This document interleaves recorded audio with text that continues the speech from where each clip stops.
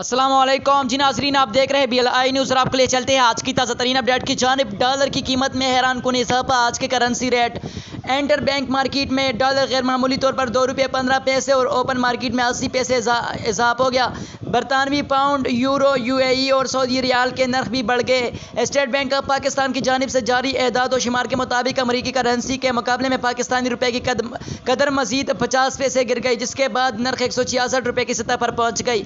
आज जुमरात को dollar, euro, pound, riyal और दरहम दिनार समेत दीगर करेंसियों के नर्ख ये रहे। वाज़ेह रहे कि आखिरी बार डॉलर गुज़िश्ता साल सितंबर में 166.02 रुपये की सतह पर देखा गया था। पाकिस्तान में मार्च 2020 में डॉलर के नर्ख में बुलंद तरीन सतह पर 169 रुपये पर पहुँच गई थी। मज़ीद इसी तरह का इन्फॉर्मेटिव और न्यूज़ अपडेट्स वीडियोज़ देखने के लिए हमारे यूट्यूब चैनल BLI न्यूज़ को ज़रूर सब्सक्राइब करें। अगर हमारी वीडियो आपको अच्छी लगी तो अपने दोस्तों के साथ ज़रूर शेयर किया करें। मिलते हैं किसी नई वीडियो में, तब तक के लिए अपने दोस्त अपने भाई तुसी पे अहमद को इजाज़त दीजिए। अल्लाह हाफिज़।